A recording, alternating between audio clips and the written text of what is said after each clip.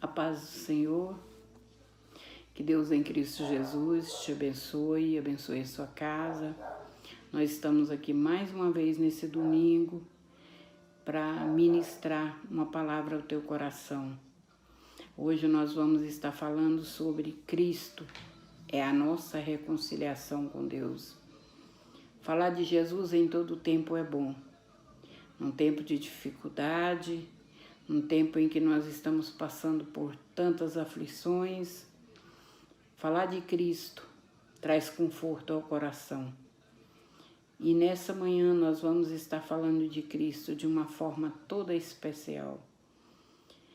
A palavra do Senhor, no nosso texto áureo, nos diz: porque Ele é a nossa paz, o qual de ambos os povos fez um, e derribando a parede de separação que estava no meio.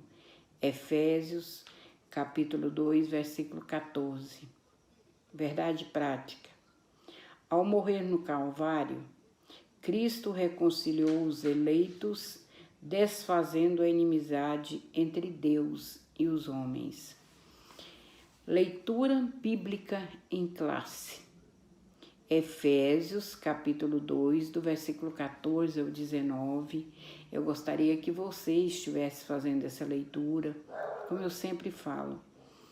Dê uma lida antes, para que você possa estar fazendo, comentando, para que você possa estar me mandando as suas dúvidas, Os nossos objetivos hoje é pontuar sobre a inimizade que existia entre Deus e os homens.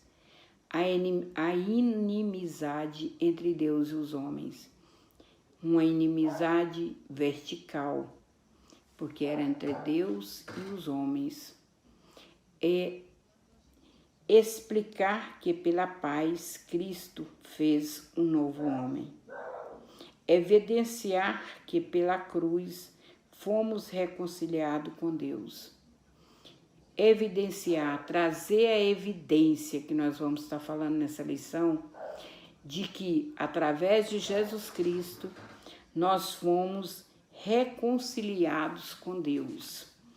E eu gostaria que nessa manhã você tirasse um tempo e junto com a sua família estivesse atento à palavra de Deus, porque o Senhor tem uma mensagem para o seu coração.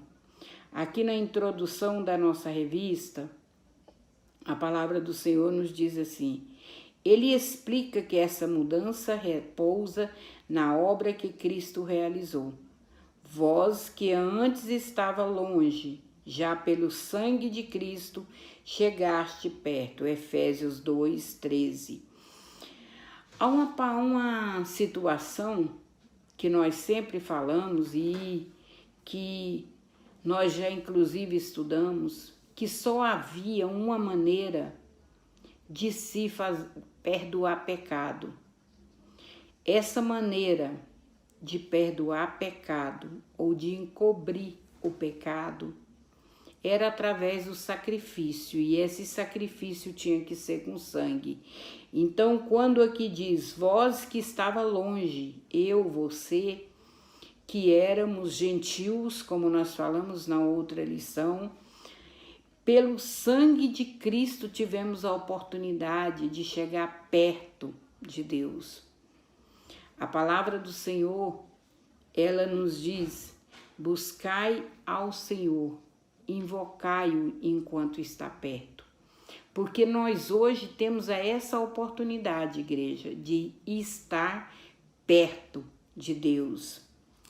Cristo desfez a inimizade entre os homens. Cristo desfez a inimizade entre os homens. A nossa revista nos fala que o exclusivismo religioso criou entre judeus e gentios uma grande inimizade. Semana passada nós falamos dessa grande inimizade, porque um judeu ele jamais se daria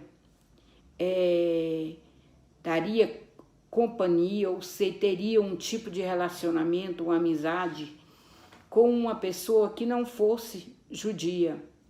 Então, havia ali uma parede de separação entre os homens. O que é uma parede de separação, igreja?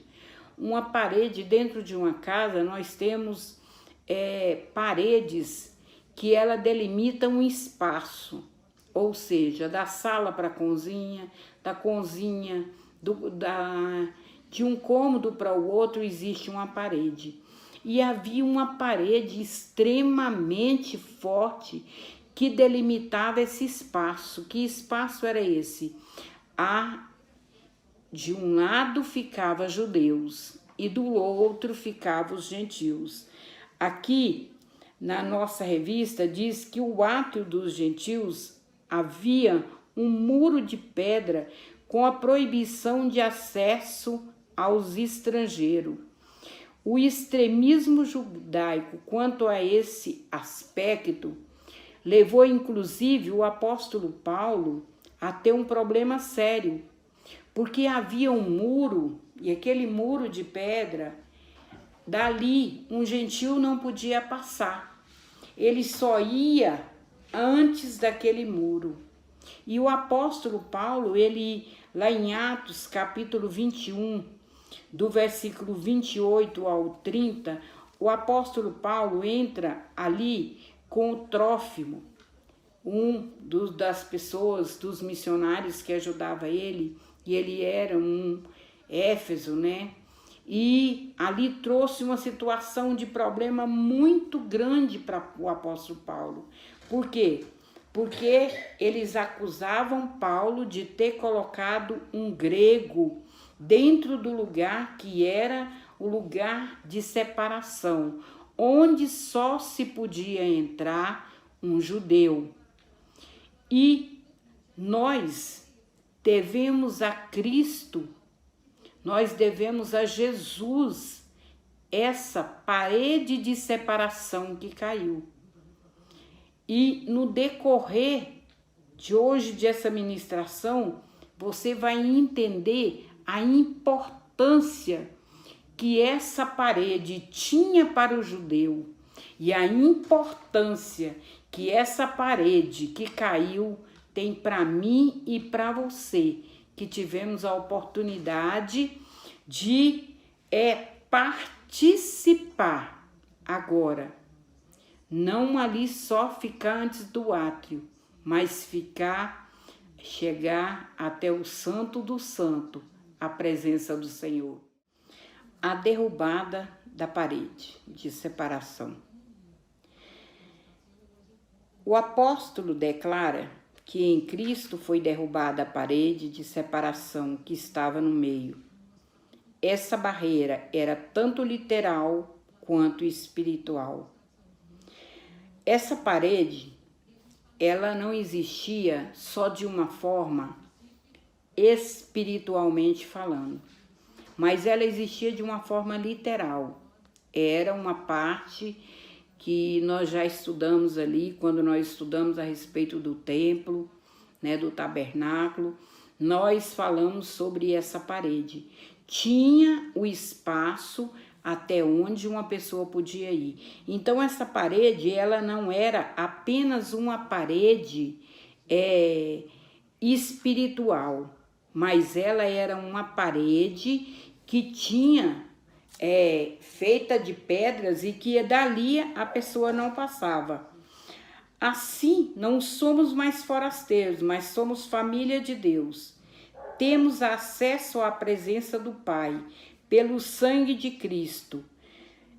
Temos hoje livre entrada no santuário. Hebreus, no capítulo 10, o versículo de número 19, eu gostaria muito que você acompanhasse junto comigo. Hebreus, capítulo 10, o versículo de número 19, nós vamos estar vendo a menção. Hebreus 10, 19 diz: tendo, pois, irmãos, intrepidez para entrar no Santo do Santo pelo sangue de Jesus, pelo novo e vivo caminho que ele nos consagrou, pelo véu, isto é, pela sua carne. Ou seja, essa barreira, essa parede, ela poderia ser derrubada, literalmente falando, mas ela seria reconstruída. O que o escritor aos Hebreus está dizendo aqui é que essa parede, ela foi derrubada pelo sangue de Jesus.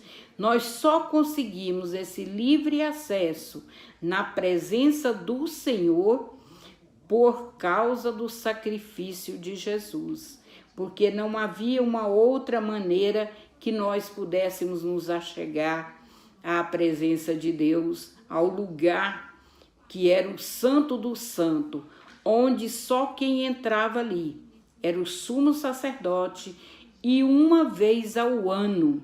E ele tinha que entrar naquele lugar de uma maneira que antes ele se preparava, e ele, se tivesse qualquer acontecimento, se ele tivesse qualquer pecado, ele entrasse ali, ele era morto, ele era fulminado, né? O conceito da lei dos mandamentos. A lei moral permanece em vigor como padrão de conduta, mas não como meio de salvação. A lei moral para o judeu dava para ele determinadas orientações que regia regras de conduta, de comportamento. Essa era a lei moral. Então, lá você vai encontrar em Números, Levíticos, você vai encontrar quando o Senhor ordena ao povo a respeito dessa lei moral, que o povo tinha que ter uma conduta, um comportamento diferenciado. É dentro dessa lei moral que nós vamos encontrar Deus dando orientação e diretrizes ao homem segundo sexualidade, segundo determinadas coisas que era para ser cumprida, mas que não adiantava para perdoar pecado. E tinha também a lei cerimonial, que ela é citada como a circuncisão, é uma lei cerimonial.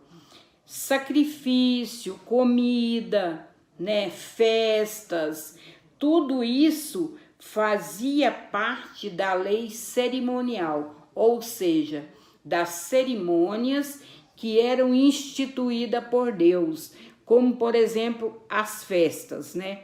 Aqui na nossa revista diz assim: sacrifício, comida, bebida, dias de festa, lua nova e sábados. A Páscoa, a festa da colheita, que depois ficou conhecida como Pentecostes, né? A festa dos tabernáculos, tudo isso fazia parte de cerimoniais que o Senhor tinha determinado para o povo.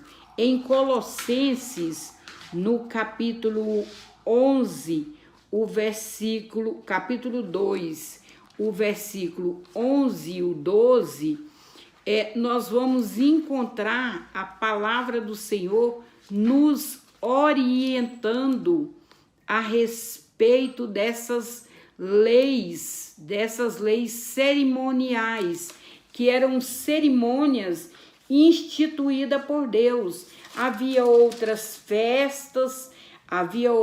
festas também que era, né, colocada por Deus ali, que o povo tinha, né, por obrigação de estar cumprindo. Aqui em Colossenses, no capítulo 2, o versículo 11, diz também assim: nele também foste circuncidado, não por intermédio de mãos humanas, mas no despojamento da carne, que é a circuncisão de Cristo. O versículo 11 o versículo 12: tendo sido sepultado juntamente com ele no batismo, no qual igualmente foste ressuscitados mediante a fé no poder de Deus, que o ressuscitou dentre os mortos. Quando nós falamos desse cerimonialismo, desse sacrifício que era feito, a circuncisão estava incluída. Nós falamos semana passada. Era algo que Deus tinha que ter, tinha que ver o povo estar cumprindo aquilo que ele tinha falado. Esses ritos identificavam a posição do povo judeu diante de Deus e demonstrava a hostilidade deles para com os gentios. Por que demonstrava a hostilidade deles para com os gentios? Porque nenhum gentio poderia participar de uma festa como essa, igreja. De nenhum, nem da circuncisão, a não ser que ele decidisse fazer parte do povo de Deus, do pacto da aliança, e nem nessas festividades.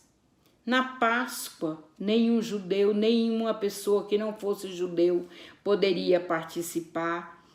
Então, isso era uma parede de separação entre o judeu e o gentio. A revogação da lei dos mandamentos. Para se revogar essa lei dos mandamentos, como era? Jesus, ele disse assim: eu não vim para revogar, mas para cumprir a lei. Visto que eu entregar seu corpo para ser crucificado, Cristo cumpriu a lei, oferecendo-se em favor de ambos os povos como um sacrifício. Igreja, para haver um sacrifício, para haver perdão, para haver pecados, encobrir pecados, era necessário que tivesse um sacrifício. E esse sacrifício, lá em Êxodo, o Senhor pediu ao povo um sacrifício, que era um cordeiro novo, de 1 ano, e esse cordeiro ia ser imolado e o sangue dele colocado na aldabra da porta, porque ali o anjo da morte não ia passar, onde tivesse aquele sangue. Em Isaías, capítulo 53, o versículo 7, ele se refere a Jesus Cristo como cordeiro mudo. Ou seja, João Batista se refere a Jesus Cristo como o cordeiro que veio para tirar o pecado do mundo. Então, Jesus Cristo veio e cumpriu essa lei cerimonial que exigia esse sacrifício. Então ele veio e fez o sacrifício perfeito. Aqui na nossa revista diz assim: Deus recebeu como um cheiro suave e aboliu a necessidade dessas ordenanças ritualísticas. Assim a inimizade foi desfeita.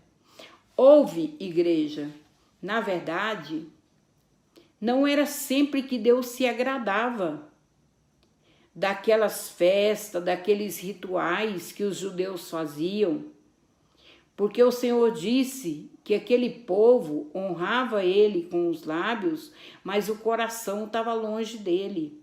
E Amós, no capítulo 5, versículo 21, ele diz assim: aborreço, desprezo as vossas festas, e com as vossas assembleias solenes não tenho nenhum prazer.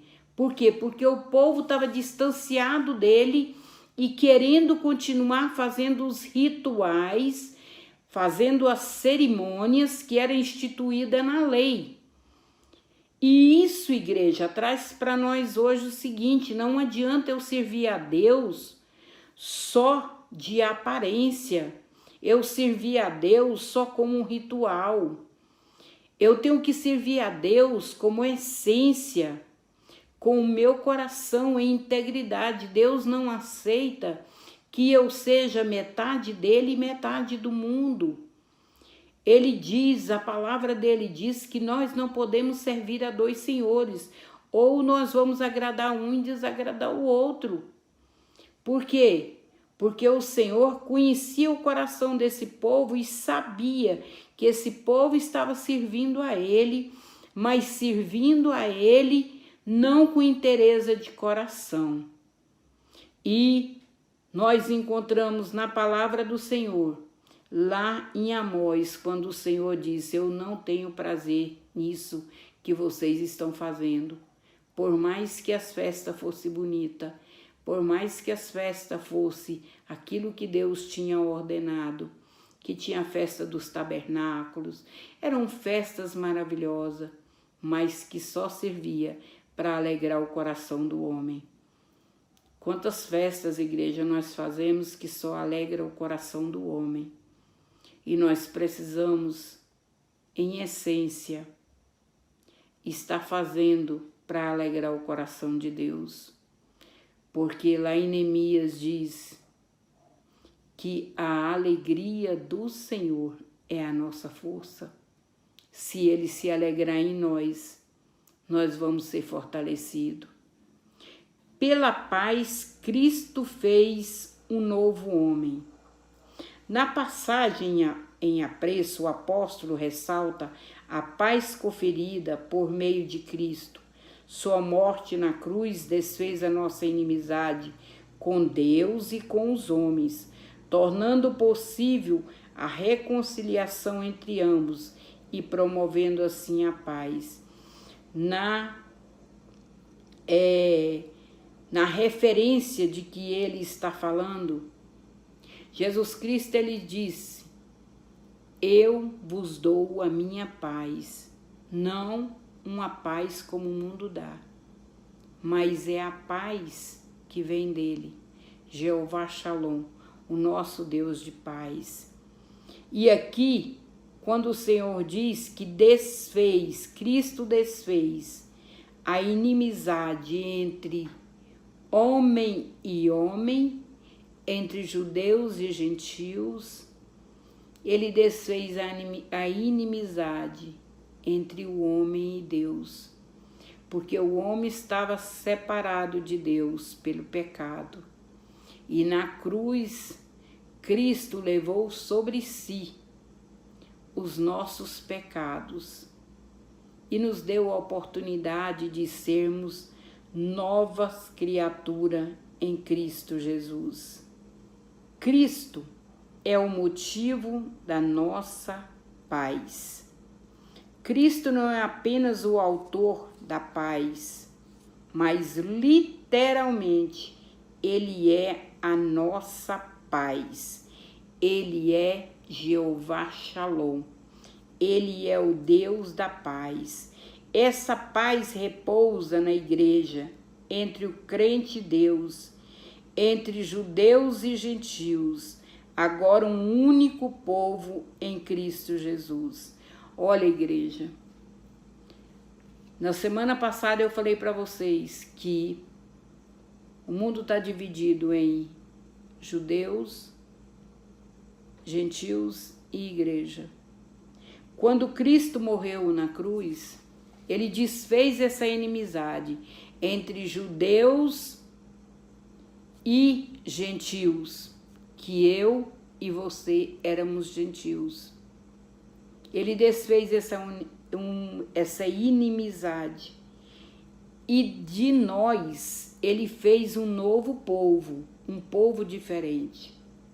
O judeu que aceita Cristo como Salvador, que reconhece ele como Messias esperado. O gentio que reconhece a Cristo como Filho de Deus, que nasceu, morreu e ressuscitou ao terceiro dia. e pela fé ele confessa, ele vai ser nova criatura em Cristo Jesus. Vai ser um novo povo, um povo que se chama igreja. A partir desse ato surge uma nova humanidade, a igreja, onde não há circuncisão nem incircuncisão. Nele as desigualdades foram eliminadas, a acepção de pessoa desfeita, a etnia e a classe social desapareceram. Para Cristo não há acepção de pessoa, não há judeu, não há grego, não há macho, não há fêmea. Para Deus não há acepção de rico, de pobre, não há acepção de etnia, de seja de raça, de cor de pele. Para Deus nós somos equiparados, igualados, nivelados pelo projeto da cruz. Somos iguais. Se você aceita Cristo como Salvador, não importa o que um dia você foi, o teu passado não vai ser levado em conta, mas você vai ser nova criatura em Cristo Jesus. E junto com todos, nós somos um povo diferenciado. Um povo que diz que é eclésia, aquele que foi tirado para fora. Ou seja, fomos tirados do mundo para fora, para formarmos um novo povo, que esse povo se chama igreja. A igreja de Cristo Jesus. Não a igreja local, não a denominação, mas a igreja universal de Cristo Jesus. Aqui na nossa revista diz: pela cruz, reconciliados com Deus num corpo. Pela cruz nós fomos reconciliados em Cristo num corpo, num único corpo. Por que, igreja? Porque nós somos membros, não tem um membro no corpo que ele seja mais importante que o outro, não. Todos os membros do corpo, eles são importantes. É só a gente experimentar como um membro afeta todo o corpo. Quando você, por exemplo, machuca uma unha, inflama, você dá febre, seu corpo inteiro dói. E é isso que Cristo fez. Um corpo que ele é unido, cuja cabeça é Cristo. Aqui na nossa revista diz assim: apesar disto, Cristo suportou a afronta, levou a nossa culpa, entregou o seu corpo para a crucificação e se fez maldição em nosso lugar. Gálatas, capítulo 3, o versículo de número 13, diz que Cristo se fez maldição. É por isso que muitas das vezes eu digo para a igreja, e todo mundo é testemunha de que nos meus ensinos eu sempre gosto de falar isso para a igreja, que quando nós dissemos que nós vamos fazer uma campanha de quebra de maldição. Que quebra de maldição nós estamos fazendo? Gálatas, capítulo 3, o versículo de número 13. Gálatas 3, o versículo de número 13. Cristo nos resgatou da maldição da lei, fazendo-se ele próprio maldição em nosso lugar, porque está escrito: maldito aquele que for pendurado em um madeiro. Por isso que eu digo para a igreja, não existe campanha de quebra de maldição. Jesus Cristo se fez maldito por nós quando ele morreu ali no madeiro, na cruz. Porque todo aquele que morria numa cruz, no madeiro, ele era considerado maldito. Então, quando Cristo, ele se fez maldito ali na cruz, foi por mim e por você. Então, ele levou sobre si as nossas maldições. Não tem maldição hereditária, igreja. Muitas das vezes nós falamos que tem maldição hereditária quando queremos nos referir, por exemplo, a uma pessoa que tem uma doença, e essa doença ela é genética. Ela passa de pai para filho. Isso não é uma maldição hereditária. Isso é descendência. Isso é hereditariedade.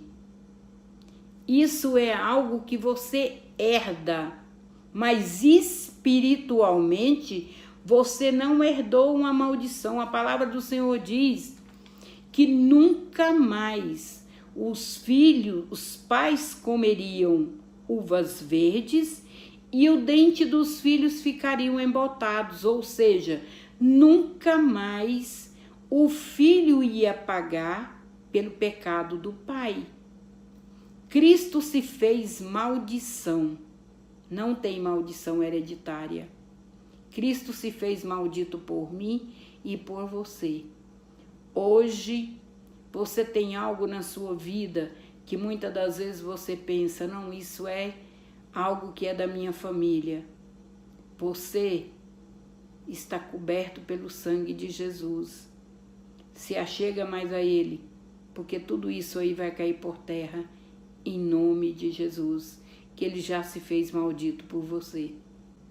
A reconciliação na cruz em um corpo.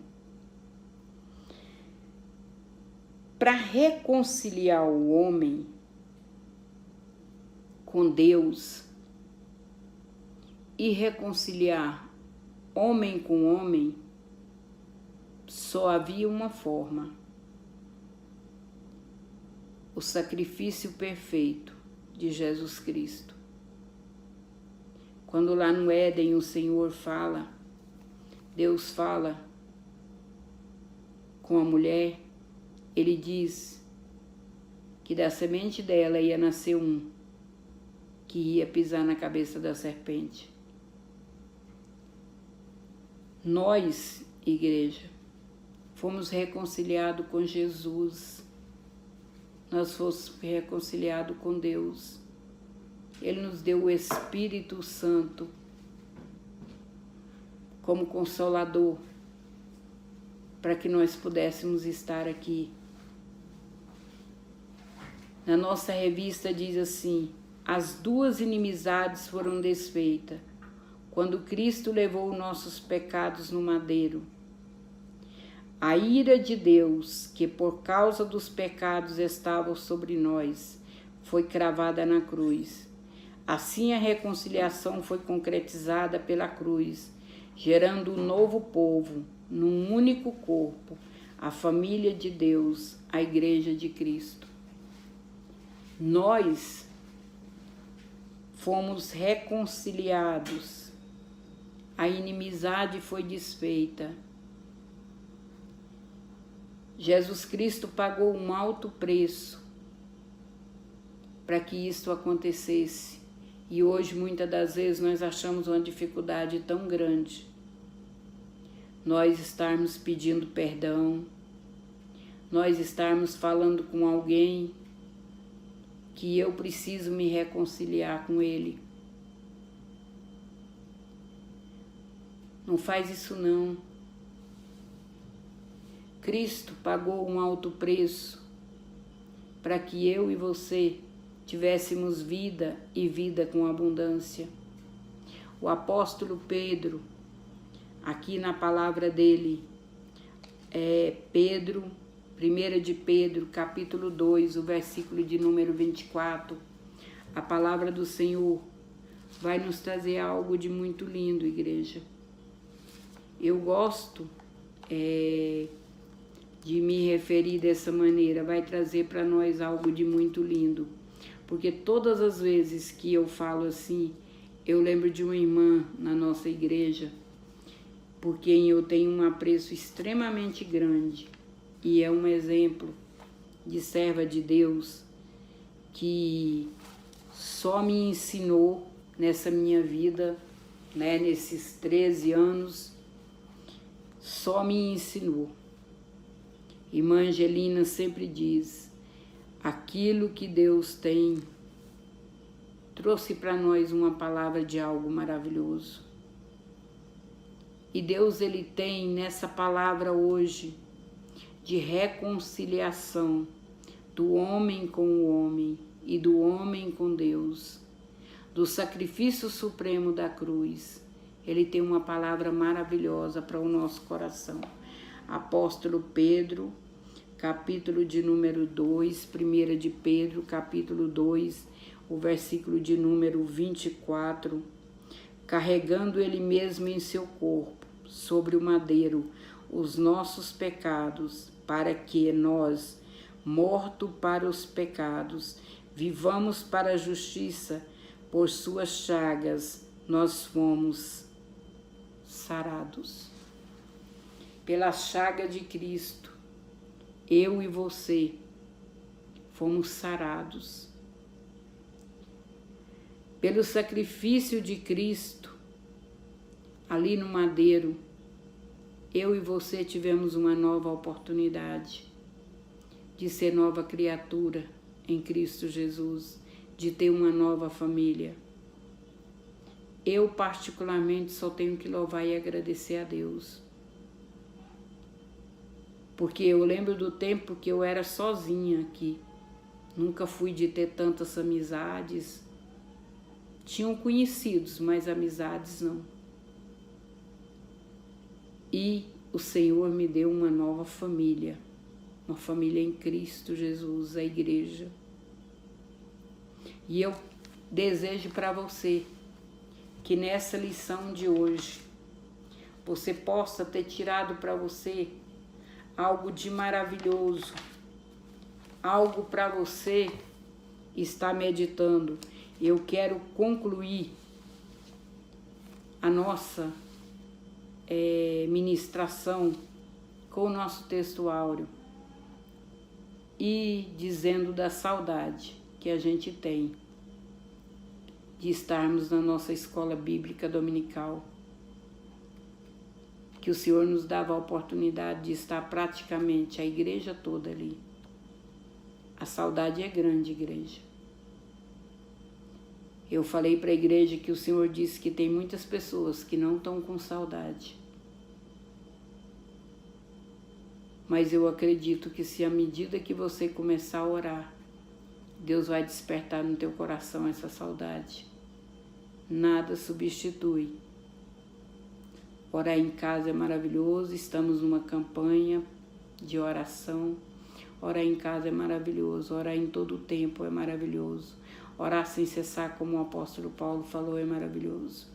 Mas nada substitui esse congraçamento fraternal que a gente tem quando a gente se une e reúne para cultuar a Deus.